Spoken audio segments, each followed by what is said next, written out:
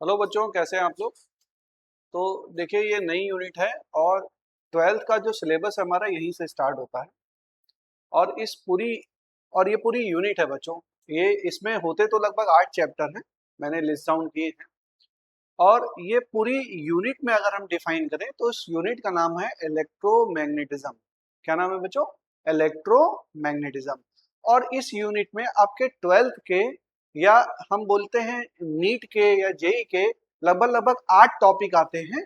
और इसी हेडिंग के अंदर आते हैं या इसी यूनिट के अंदर आते हैं, जिस यूनिट का नाम है इलेक्ट्रोमैग्नेटिज्म। अब हम लोग इसको बेसिक से समझते हैं कि आखिर ये यूनिट है क्या और कैसे हम लोग को इसमें आगे बढ़ना है। तो हम लोग समझते हैं बच्चों।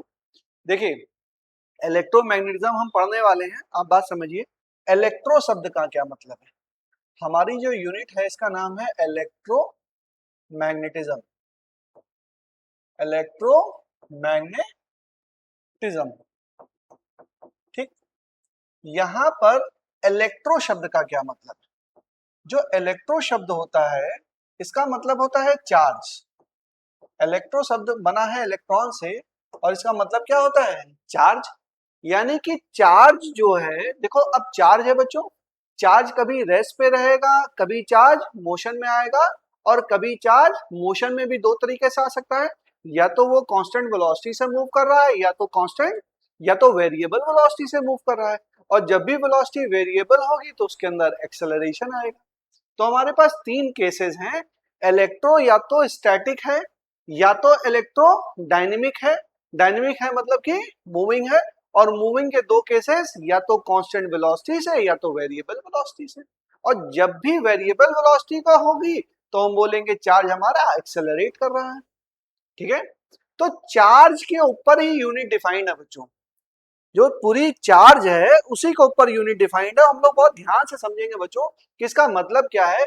हमारी यूनिट का नाम है इलेक्ट्रोमैग्नेटिज्म। और इसको मैं बहुत बेसिक से आपको समझाऊंगा बच्चों।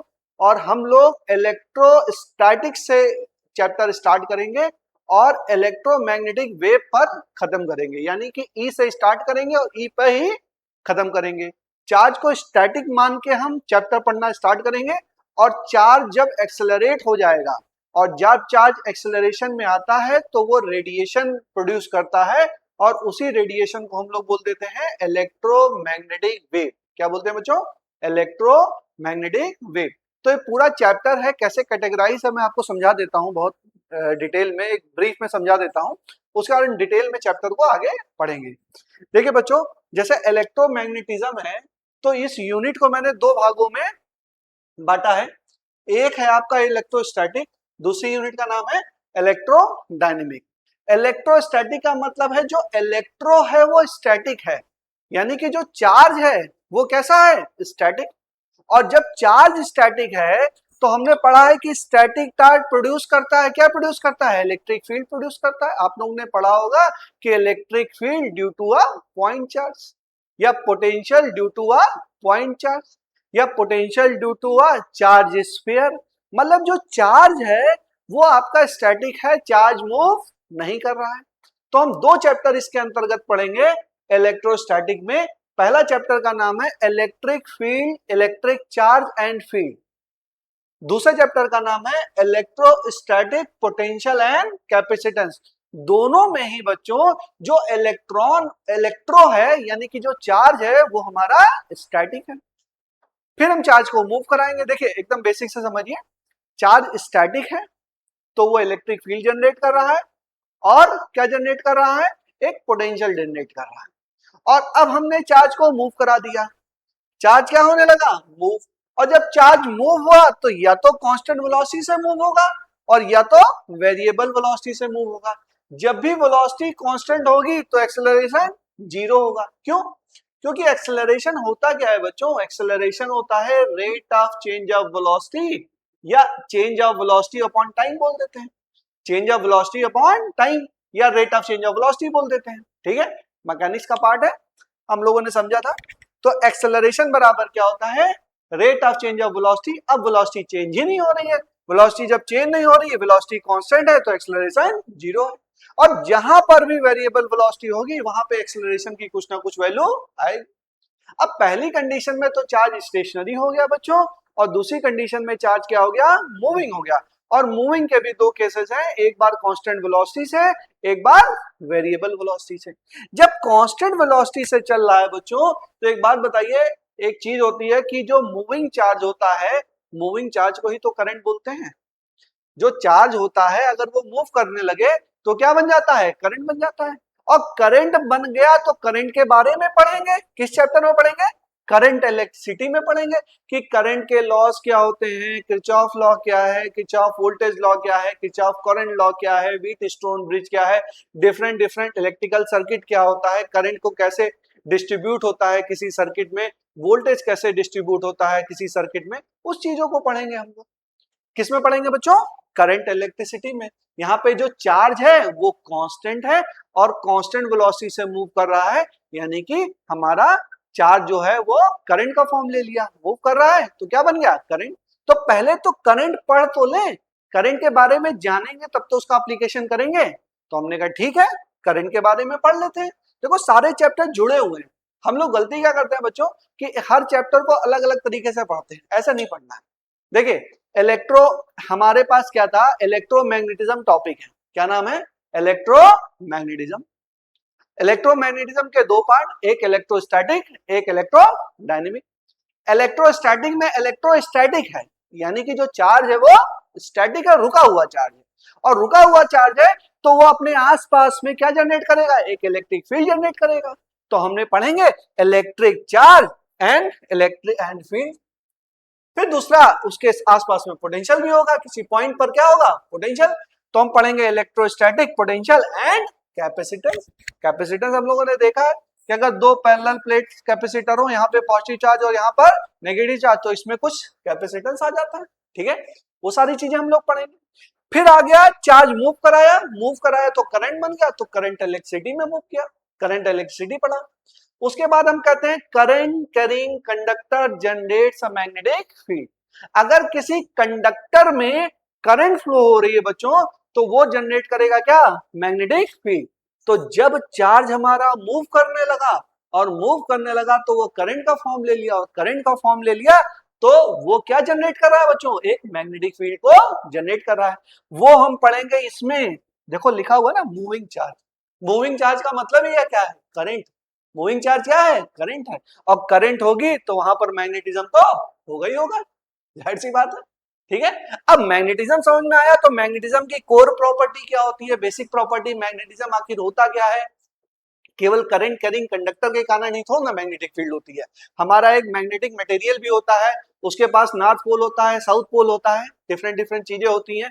और करंट कैरिंग कंडक्टर भी आसपास में क्या जनरेट करता है, मैग्नेटिक फील्ड को जनरेट कर रहा है। और एक बेसिक हमारा मैग्नेटिक मटेरियल भी होता है, वो भी मैग्नेटिक फील्ड जनरेट करता है। दोनों के बीच में अंतर क्या होता है, दोनों की मैग्नेटिक फील्ड में क्या अंतर होता है, या क्या सिमिलरिटी होती है, मैग्नेटिक फील्ड क्या होती है, वो सारी चीजें हम लोग देखेंगे मैग्नेटिज्म एंड मैटर में। अच्छा ये समझ में आ गया, तो हम लोग पढ़ेंगे इलेक्ट्रोमैग्नेटिक इंडक्शन। क्या पढ़ेंगे, इलेक्ट्रोमैग्नेटिक इंडक्शन। इसमें क्या होता है बच्चों, अगर एक कॉइल के अंदर हम करंट प्रोड्यूस कर दे तो दूसरे कॉइल के अंदर भी एक इंड्यूस करंट आ जाती है, या इंड्यूस ईएमएफ आ जाता है, ठीक है। तो उसके बारे में हम लोग चर्चा करेंगे। फिर हम लोग पढ़ेंगे अल्टरनेटिंग करंट। क्या पढ़ेंगे बच्चों, अल्टरनेटिंग करंट। तो ये जो 7 चैप्टर हैं बच्चों, 1 2 3 4 5 6 7 चैप्टर, ठीक, ये हम लोग पढ़ेंगे। पहला पढ़ेंगे इलेक्ट्रोस्टैटिक के अंतर्गत, उसके बाद पढ़ेंगे इलेक्ट्रोडायनेमिक में भी के अंतर्गत, और पहले पढ़ेंगे कांस्टेंट वेलोसिटी, उसके बाद पढ़ेंगे वेरिएबल वेलोसिटी। अब वही जो इलेक्ट्रो है, यानी कि जो चार्ज है मूव कर रहा है, बट अब की बार मूव कर रहा है वेरिएबल वेलोसिटी के साथ, और वेरिएबल वेलोसिटी के साथ मूव कर रहा है तो वो रेडिएशन प्रोड्यूस करेगा। रेडिएशन मतलब कैसा radiation, in the form of electromagnetic wave. कैसे जनरेट करेगा, in the form of electromagnetic wave. तो वो हम लोग पढ़ेंगे इलेक्ट्रोमैग्नेटिक वेव चैप्टर में, जिसको हम लोग EMW भी कहते हैं। क्या कहते हैं बच्चों, EMW। तो ये बच्चों तुम्हारे स्टार्टिंग के 12th के टॉपिक बोल दो, या नीट का सिलेबस बोल दो, आप चाहे 11th में मतलब 12th में हो, या नीट की प्रिपरेशन कर रहे हो, या जेई की प्रिपरेशन कर रहे हो, तो ये पूरी यूनिट तो आपको पढ़नी है। और ऐसे पढ़ना है बच्चों कि सारे चैप्टर को अलग अलग मत पढ़िए, पूरे चैप्टर को जोड़ के चलिए, और जोड़ के चलेंगे तो आपको और अच्छे से समझ में आएगा। जैसे अगर आपने electric field and electric charge and field पढ़ लिया बच्चों, तो इलेक्ट्रोस्टैटिक पोटेंशियल निकालना आसान हो जाता है, क्योंकि जब भी हम इलेक्ट्रोस्टैटिक पोटेंशियल निकालते हैं तो हमें इलेक्ट्रिक फील्ड की आवश्यकता होती है। अगर हमें इलेक्ट्रिक फील्ड ही नहीं पता होगी तो इलेक्ट्रोस्टैटिक पोटेंशियल कैसे निकालेंगे। तो सारे चैप्टर बच्चों जुड़े हुए हैं और मैं कोशिश ये कर रहा हूं कि सारे चैप्टर मैं 1 बाय 1 करके बनाऊंगा और यूट्यूब पे पूरी प्लेलिस्ट बना के सारे वीडियो डालूंगा बच्चों। ठीक है, पहले हम लोग थ्योरी को कवर करेंगे, सारा एक एक करेंगे, और थ्योरी में बच्चों जो भी मैं पढ़ाऊंगा वो ऐसी थ्योरी होगी कि चाहे आपका 12th का सिलेबस हो, 12th का बोर्ड हो, सीबीएसई बोर्ड हो, आईसीएसई बोर्ड हो, यूपी बोर्ड हो, लेकिन मोस्टली जो राइट डाउन करूंगा इंग्लिश मीडियम में करूंगा, समझाऊंगा हिंदी इंग्लिश मिक्स करके, मतलब देसी भाषा में समझाऊंगा कि आपको समझ में आ जाए। और अगर आप थोड़ा हिंदी बेल्ट से बिलोंग करते हैं तो आपको और अच्छा समझ में आएगा, क्योंकि मोस्टली तो हम लोग हिंदी यूज करेंगे। मेरा ऑब्जेक्टिव है कि आपको समझ में आना चाहिए। ठीक है, तो वो सारी चीजें हम लोग करेंगे। पहले हम लोग सारा सिलेबस करेंगे और ये ऐसा प्लेटफॉर्म बनाने की कोशिश में कर रहा हूँ कि यहाँ पर पूरा ही पूरा सिलेबस में कराऊं। ऐसा नहीं कि 2-4 वीडियो करा दिया और रख दिया और फिर आओ सब्सक्रिप्शन लो, ये लो वो लो, ये सब कहानी नहीं है। अब कोशिश यही है कि सारा ही सारा मैं कंटेंट जो है यूट्यूब पे डालूं और फ्रीली अवेलेबल हो। तो अगर आपको मतलब पढ़ना है मेरे साथ तो हम लोग इसको आगे बढ़ाते हैं, धीरे धीरे करते हैं। और हर वीक में मैं 2-3 वीडियोस तो डालने की कोशिश करूंगा, धीरे धीरे हम लोग आगे बढ़ेंगे। आप भी अपना फीडबैक मुझे देते रहिएगा कि सर ये ऐसे पढ़ाइए ऐसे पढ़ाइए। कोशिश करूंगा मेरा जो इतने सालों का एक्सपीरियंस है बच्चों, वो सारा ही एक्सपीरियंस मैं ऑनलाइन में प्रोड्यूस करूं, और जितना भी मैंने पढ़ाया है, सीखा है, समझा है, वो सारी ही चीजें मैं आपको बताऊं। और बीच बीच में मैं हम लोग और भी चर्चा करेंगे कि कैसे हम लोग और इम्प्रूवमेंट कर सकते हैं, अपनी पढ़ाई में इम्प्रूवमेंट कर सकते हैं, कैसे एक सक्सेसफुल इंसान बन सकते हैं, क्या क्या कर सकते हैं, उन सब चीजों पे भी चर्चा हम लोग बीच बीच में करते रहेंगे बच्चों। तो चलिए, ये आपकी पूरी यूनिट का समराइजेशन हो गया बच्चों कि यूनिट में हमको पढ़ना क्या है। अब देखो, पूरी यूनिट तो आ गई, ठीक, इलेक्ट्रोमैग्नेटिज्म में आ गया। अब अगर हम स्टार्ट करेंगे इलेक्ट्रोस्टैटिक, तो इलेक्ट्रोस्टैटिक में सबसे पहले क्या स्टार्ट करेंगे, चार्ज स्टार्ट करेंगे।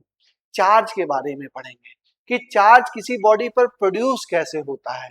ठीक, फिर चार्जिंग ऑफ बॉडी पढ़ेंगे, किसी बॉडी को चार्जिंग कैसे किया जाता है। ठीक है बच्चों, फिर कूलम्स लॉ पढ़ेंगे, फिर इलेक्ट्रिक फील्ड पढ़ेंगे। ऐसे धीरे धीरे ये करके हम लोग चैप्टर में आगे बढ़ेंगे। तो अगर आपको समझ में चीजें आ रही हैं बच्चों, तो आप इसको सब्सक्राइब करिए, कमेंट करिए, शेयर करिए और मेरे साथ जुड़िए। मैं सौरभ शर्मा, डायरेक्टर करियर मंत्रा कोचिंग इंस्टीट्यूट। एक ऑफलाइन सेंटर भी मैं चलाता हूँ। मोस्टली हमारा जो इंस्टीट्यूट है वो नीट की बैचेस के लिए जाना जाता है, और मैं बेसिकली फिजिक्स के लिए जाना जाता हूँ। तो जो भी मेरी नॉलेज है उसको मैं प्रोड्यूस करूंगा। मिलते हैं हम लोग, आपसे मिलते हैं, और मैं नेक्स्ट चैप्टर आपके लिए लेके आता हूँ बच्चों। थैंक यू बच्चों।